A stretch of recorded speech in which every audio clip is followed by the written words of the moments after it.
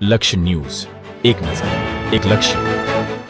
પાટણમાં પ્રાકૃતિક ખેતીથી બટાકાનું સફળ ઉત્પાદન. પાટણ જિલ્લાના ગોલાપુર ગામના ખેડૂત ઉમેશસિંહ સોલંકીએ પ્રાકૃતિક ખેતી પદ્ધતિ અપનાવી બટાકાના ઉત્પાદનનો સફળ પ્રયોગ કરી બતાવ્યો. પહેલીવાર જ બટાકાની ખેતી હાથ ધરાતા તેમણે ગાય આધારિત છાણિયું ખાતરનો ઉપયોગ કરી કોઈપણ પ્રકારના રાસાયણિક ખાતર કે જંતુનાશક વિના પાક તૈયાર કર્યો છે. આ પ્રયોગમાં તેમણે પ્રતિ વીઘે અંદાજે 100 કટ્ટા જેટલું ઉત્પાદન મળ્યું છે, જે માત્ર પ્રમાણમાં જ નહીં પરંતુ ગુણવત્તા અને કદમાં પણ બજારમાં મળતા બટાકા કરતાં ચડિયાતા સાબિત થયા છે. આ પ્રાકૃતિક ખેતીથી ઉમેશસિંહ સોલંકીને આર્થિક રીતે પણ સારો લાભ મળ્યો છે. તેમણે પ્રતિ વીઘે અંદાજે 70,000 જેટલી આવક થઈ છે. તેઓ જણાવે છે કે પ્રાકૃતિક રીતે ઉગાડેલા શાકભાજીની બજારમાં પણ માંગ રહે છે અને સામાન્ય બટાકા કરતાં વધુ ભાવ મળે છે. જ્યાં સામાન્ય ભાવ ₹15 પ્રતિ કિલો હોય છે, ત્યારે તેમના બટાકાને ₹20 સુધીનો ભાવ મળ્યો છે. આથી પ્રાકૃતિક ખેતી ખેડૂતો માટે નફાકારક વિકલ્પ બની શકે છે. ગામના સરપંચ શ્રી દિલીપસિંહે પણ આ પ્રોગ્રામને સફળ ગણાવ્યો છે. તેમના જણાવ્યા મુજબ ખેતરમાં 25 થી 30 ટોલી છાણિયું ખાતર નાખી બટાકાનું વાવેતર કરવામાં આવ્યું હતું અને કોઈ યુરિયા, DAP કે સલ્ફેટનો ઉપયોગ કરવામાં આવ્યો નથી. પરિણામે એક વીઘામાં 70 થી 100 કટ્ટા જેટલું ઉત્પાદન મળ્યું છે, જે ખેડૂતો માટે પ્રોત્સાહક અને પ્રાકૃતિક ખેતીની અસરકારકતા દર્શાવે છે. ઉમેશસિંહ સોલંકીએ ખેડૂતોને અપીલ કરી છે કે તેઓ રાસાયણિક ખાતરોનો ઉપયોગ ટાળી ગાય આધારિત પ્રાકૃતિક ખેતી તરફ વળે. સરકાર અને વડાપ્રધાન દ્વારા પણ પ્રાકૃતિક ખેતીને પ્રોત્સાહન આપવામાં આવી રહ્યું છે, જેને ધ્યાનમાં રાખીને આ દિશામાં આગળ વધવું જરૂરી છે. પ્રાકૃતિક ખેતીથી જમીનની ઉર્વરતા જળવાઈ રહે છે અને પર્યાવરણ અને માનવ આરોગ્યનું પણ રક્ષણ થાય છે અને ખેડૂત સુખી સમૃદ્ધ બની શકે છે. જવાન જય કિસાન.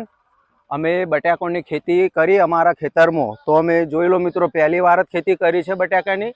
આ ખેતરની અંદર અમે 25 થી 30 ટોલા ખાતર સોણિયું ભર્યું. સોણિયું ભર્યા પછી અમે બટાકા વાયા પહેલી વાર જ, અને આ બટાકું અમારા ખેતરમાં જોરદાર બેઠું. મિત્રો જોઈ લો બટાકું, અને બટાકું પણ બહુ સારું છે, મોટું મોટું.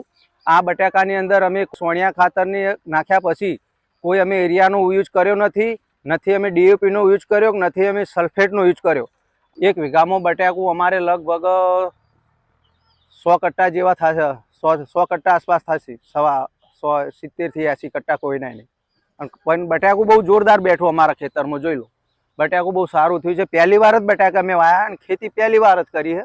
ખેડૂતોને હું તો વિનંતી કરું છું કે તમે એરિયા ખાતરનો કોઈ યુઝ ના કરો, દવાનો છંટકાવ ના કરો, સોણિયું ખાતરનો યુઝ કરો, ગાય આધારિત ખેતી કરો, તો તમારે કોઈ પેટની અંદર ભરાવ ના થાય, તમને કોઈ કેન્સર ના થાય. કેન્સરથી મુક્ત હો તો આપણે જમીન આપણી માતા છે, તો જમીનની રક્ષા કરો અને એની અંદર અરસિયા પેદા કરો અને ખેતી સારી કરો, એવી મારી અપેક્ષા છે. તો ખેડૂતો, તમને મારી આટલી વિનંતી. જય માતાજી.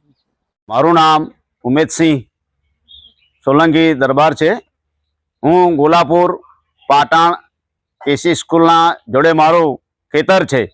એની અંદર મેં ગાય આધારિત લઈ ગાયના સાણથી આ સાલ બટાકા અને ડુંગળીનું વાવેતર કરેલું છે, જેની અંદર મેં કેમિકલ ફર્ટિલાઇઝર કે કોઈ પણ રાસાયણિક ખાતરોનો ઉપયોગ કરેલ નથી.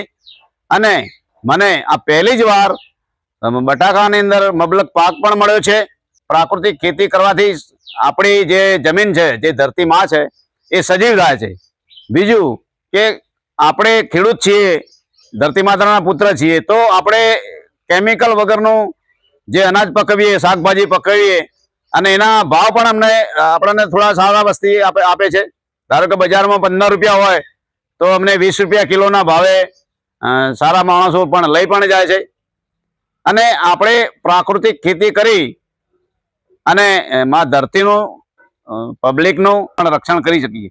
ગુજરાતના તમામ ખેડૂતોને અપીલ કરું છું કે આપણે પ્રાકૃતિક ખેતી તરફ વળીએ અને ધરતી માતાની પણ સેવા કરીએ. અને બીજું કે સરકારના શ્રીને પણ જે અભિગમ છે કે ભાઈ બધા પ્રાકૃતિક ખેતી તરફ વળે. આપણા માનનીય શ્રી આપણા વડાપ્રધાનશ્રી પણ પ્રાકૃતિક ખેતીનો પ્રોત્સાહન આપે છે. તો આપણા ભારતના તમામ ખેડૂતોએ પ્રાકૃતિક તરફ વળવું જોઈએ અને માં ધરતીમાં રાસાયણિક ખાતરો, કેમિકલ કે ફર્ટિલાઇઝરનો ઉપયોગ ના કરી અને આપણે ધરતી માતાની સેવા કરીએ અને આપણે સુખી સમૃદ્ધ બનીએ.